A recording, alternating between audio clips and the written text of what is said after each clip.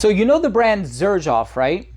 So the perfumer who makes many of their fragrances, most of their fragrances, is Chris Maurice, otherwise known as Christian Carbonell. He actually composed this fragrance for Marc Gebauer. This is called Purple Flamingo. This is an iris and violet based fragrance, and it has a lot of citrus tendencies to it as well. I'm really looking forward to giving you my thoughts, so make sure to stay tuned.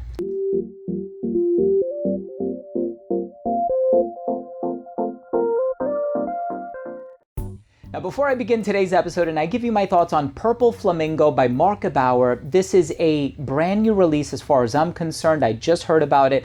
I do have a couple of iterations from the brand, two fragrances that came out years ago, but I haven't covered this brand on my channel in a while.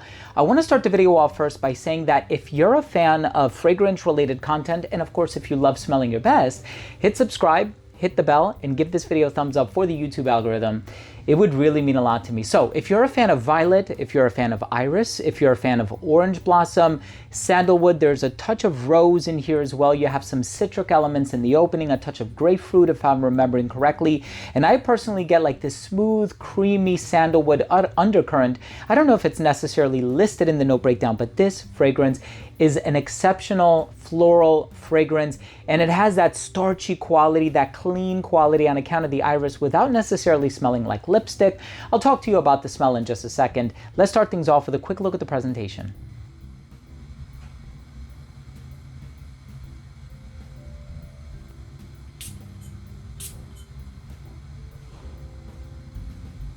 Now, right in the opening of this fragrance, you are going to get that iris, violet, and rose combination. Now, I think really the star of the show here is the iris ingredient. Iris has a very sort of clean, waxy, sometimes it can be powdery type of a vibe. I don't get a lot of powder from this one, but I do get that juxtaposition between the iris and the rose. The rose kind of adds like this exotic sensuality, while the iris kind of cleans things up. There's a bit of orange blossom, and it's kind of creating that bridge between the floral elements and the citric elements in the opening. That tart grapefruit is just very bright and luminous, and it's a great start to the fragrance. You give this one a chance to dry down. It doesn't possess any sweet elements as far as my nose can perceive, but I am getting this creamy, rich sandalwood undercurrent, and I think it's a beautifully pieced together fragrance. I think what the florals do here is they create this sort of versatility in the fragrance where it's citrusy, it's clean in a floral way, and it has this smooth, almost regal dry down.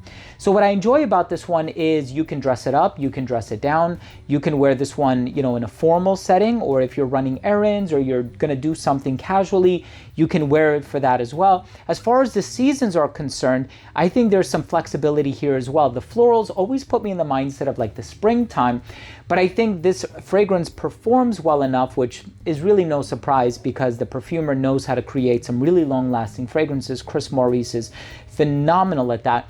This fragrance can be worn in the colder weather as well. Of course, as it caters to one's personal taste, right around the winter time, you may want to wear maybe something like an amber or a smoke or a resin or something that's a little bit on the darker side of things. So I don't know if this is going to be everybody's cup of tea right around the colder months of the year. You might opt for something heavier, but ultimately, I think as far as the smell and the performance is concerned, it's an incredibly versatile fragrance. Really well done. A lot of clean floral ingredients. This is an awesome fragrance. Please check it out if you can. This is not a sponsored video. I'm going to drop a link to it down below, but it's not an affiliate link. I'm not getting paid anything for this video. I just want to put you on to some brand new fragrances that I've discovered that I think are worth your time and attention.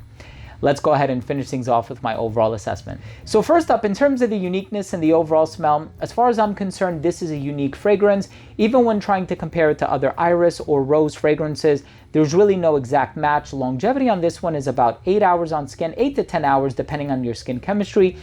The projection on this one, very good for the first hour of application. It radiated at an arm's length. It became an elbow's length scent right around hour 7 or 8, a skin scent right around hour 9 or 10, again, depending on your skin chemistry. Versatility on this one, dress it up, dress it down, perfectly unisex, although I think as far as the demographic as it pertains to age is concerned, I think that might be the only restriction. This one is going to appeal to somebody who's a little bit older. a little classier, not, a high school student or even an early college student. And I say that because, the younger demographic tends to lean towards more sweet fragrances, and this isn't that, right? As far as the presentation is concerned, pretty cool presentation. I like the simplicity of the bottle, and Purple Flamingo is the name. I see it written on the back here. I guess I was expecting it on the front. It is extrait de parfum concentration, so we're talking a pretty high concentration of oil. My final verdict on this fragrance is really good, violet, iris, and rose fragrance. Check it out. Hey, thank you so much for watching. Thank you for joining me today. I hope you took something of value from today's episode. And of course, if you did, please do consider supporting the channel by clicking subscribe, hitting the bell, and giving this video a thumbs up for the YouTube algorithm. It would really mean a lot to me. Thanks again for watching. I love you all, and we'll see you tomorrow with a new episode. Bye.